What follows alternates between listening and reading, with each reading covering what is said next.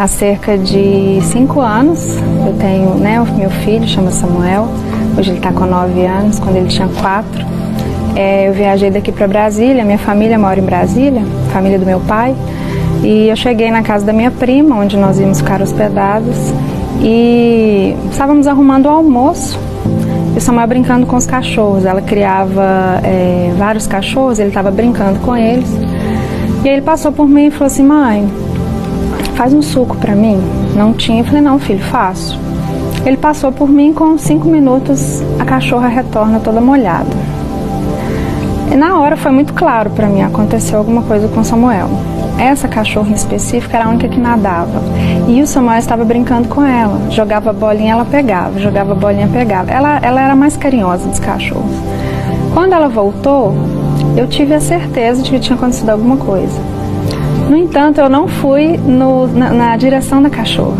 Eu não queria acreditar que algo podia estar acontecendo naquele momento. Eu entrei para casa, eu estava na cozinha, entrei no corredor, nos quartos, comecei a chamar. E o Senhor falou muito claro no meu coração: pode ir lá na piscina, que Ele está lá. Uau. Eu fui andando devagar. Fui caminhando e cerca de 2, 3 semanas antes, um casal de amigos nossos tinha perdido um filho afogado de 2 aninhos. Então era aquela sensação: isso não está acreditando, isso não está acontecendo. Quando eu olhei para a piscina, a uns 5 metros de onde eu estava, as chinelinhas dele estavam boiando. Eu fui caminhando, pensando em tudo, assim, pensando em mil coisas. Tomara que o chinelo esteja ali, ele tenha caído do lado, ele esteja atrás das árvores, qualquer coisa. Quando eu cheguei na beira da piscina, ele estava lá no fundinho, virado, bem no fundo da piscina. Foram coisas de minutos, segundos talvez, mas eu pulei imediatamente na piscina. A piscina era mais funda, mais alta, né, do que eu. Pulei e eu gritei antes de pular, e minha família veio, as pessoas que estavam lá conosco, e eu levantei ele, porque eu não conseguiria tirar ele da água. E aí eu saí da água e o meu filho estava morto. A barriguinha dele já estava bem funda, os olhos cinzas já abertos, e a mandíbula dele, né, aqui já estava bem funda, mandíbula travada, a gente não conseguia abrir a boquinha dele. E aí tive essa consciência, porque o Senhor falou comigo: me adora e entrega ele. Nessa hora? Nessa hora. Desculpa. Fica à vontade. E eu não encostei nele. Eu só comecei a adorar o Senhor, agradecer pela vida dele, agradecer pelo tempo que o Senhor tinha me permitido estar com ele. E eu comecei a agradecer ao Senhor e orar. E aí as pessoas que estavam em volta dele, orientadas pelo SAMU, começaram a fazer os primeiros socorros. E ele não voltava. Ele não voltava e eu chorava muito. Assim, eu fiquei numa tensão, porque é difícil você ver o seu filho naquela situação, mas o meu senso de obediência ao Senhor foi tão profundo, eu tinha tanta convicção do que eu tinha ouvido. Eu não vou dizer assim, o Senhor não me permitiu pensar, me entrega e eu te devolvo. Mas eu sabia que aquilo ali era coisa do controle de Deus, sabe? Assim, o Senhor estava ali comigo, tanto para o óbito ou não. E eu do lado, só orando e agradecendo. E aí foi quando eu escutei o primeiro suspiro. E aí eu comecei a ministrar a vida no Samuel, sabe? Assim, comecei mesmo: Senhor, ministrar a vida do Senhor na vida dele, traz o Samuel de volta para mim. E comecei a chamar por ele: filho, a mamãe está aqui, a mamãe está aqui, chamando ele. E ele custava puxar o ar e voltava e parava, custava puxar o ar, voltava e parava. E aí a gente começou a ver que alimentos começaram a voltar. Ele tinha acabado de comer uma coisa, a gente tinha chegado em Brasília, muitas horas de viagem, e aí a gente forçou bem a mandíbula dele, e aí ele começou a ter uma respiração mais com dificuldade, mas mais frequente. Só que ele começou a gritar muito. Ele berrava, e quanto mais ele berrava, mais dificuldade ele tinha de respirar. E eu comecei a cantar para ele. Cantei vários louvores. Tem a música Príncipe da Paz, né, que é uma música do Diante do Trono.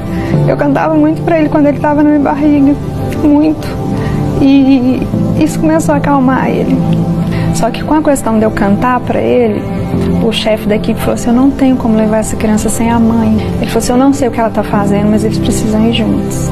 E eu fui cantando para ele o tempo todo, até ele chegar, e a oxigenação veio voltando, até chegar no hospital. Chegando lá, ele ficou gritando ainda muito, né? E aí os médicos resolveram dar uma medicação muito forte para ele, porque eles estavam com medo dele ter uma parada respiratória e ser, infelizmente, o que, né, daria o final na história, já que ele tinha conseguido alcançar tantas coisas. Aí deram uma medicação forte, ele dormiu durante 3 horas. Quando ele acordou, o médico falou, você não toca nele, deixa ele descer, deixa ele andar ou conversar e vamos ver o que aconteceu. Aí ele levantou e falou assim, mãe, o que eu tô fazendo no hospital? Eu falei, filho, você tá um pouquinho dodói, a mamãe te trouxe, mas tá tudo bem, a gente já vai sair daqui. Aí ele levantou, desceu da cama, foi no banheiro, fez xixi, voltou, sentou e falou assim, mãe, você sabia que eu afoguei? Eu sabia, filho, mamãe trouxe você no hospital porque ficou um dodóizinho no seu pulmão, você vai tomar o remédio e vai ficar tudo bem. Ele falou assim, eu fiquei te esperando na água, você demorou muito para me buscar. Eu falei, filha, porque a mamãe ficou um pouco sem coragem. Ele falou assim, mas não tem problema, porque enquanto você não vinha, eu estava conversando com Jesus. Ele ficou comigo o tempo todo. Ele me levou num lugar lindo, que tinha uma mesa muito grande, cheia de frutas. Só que eu só comi banana e maçã, porque eu não gostava das outras. Você sabia que ele me ressuscitou? Eu sabia. Ali eu tive a convicção, né, do agir e do controle lindo de Deus em tudo. E o mais lindo foi que o médico entrou e ele falou assim, eu não tô vendo sequela nenhuma nele.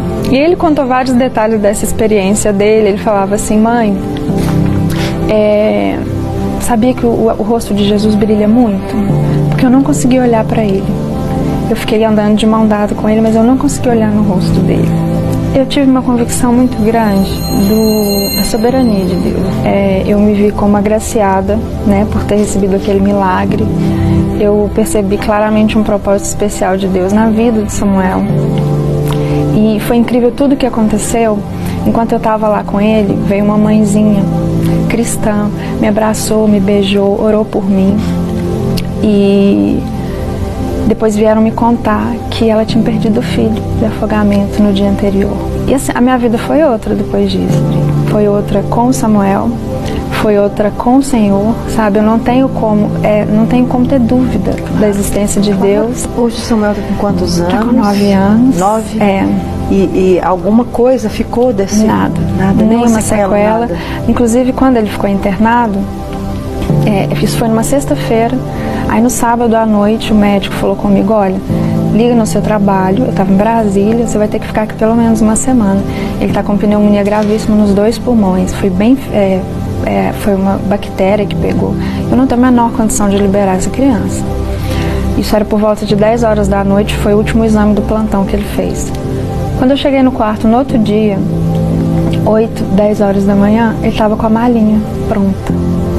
Eu falei, o que aconteceu? Aí a enfermeira falou, a chefe do plantão falou, olha, nós fizemos os outros exames agora de manhã, fizemos 2 vezes, esse menino não tem nada nos pulmões. Aleluia, glória a Deus. Mateus 11, 27 diz assim, todas as coisas me foram entregues por meu Pai. Ninguém conhece o Filho a não ser o Pai, e ninguém conhece o Pai a não ser o Filho, e aqueles a quem o Filho o quiser revelar. O Samuel, filho da Janaína, disse para ela assim, mãe, você sabia que Jesus me ressuscitou? Essa é a fala dele para a mãe após o incidente de afogamento. Que experiência angustiante, gente, traumática, e que deve ter despertado uma sensação de impotência enorme naqueles que estavam à volta da cena. Porém, essa experiência teve uma resposta pronta, amorosa, salvadora e única. Ter vivido a manifestação em sua vida ao revelar com esse grande guardião e soberano Senhor. Muitos caminharão em suas vidas com o conhecimento de Jesus e a descrição do seu poder. Outros vão viver milagres que será irrefutável não acreditar a Deus essa ação. Outros ainda vão ouvir a voz do Altíssimo, ou então, como Samuel, serão ressuscitados pelo Senhor. E a partir daí terão então seus lábios a declaração do Autor da vida e se tornarão porta-vozes da misericórdia.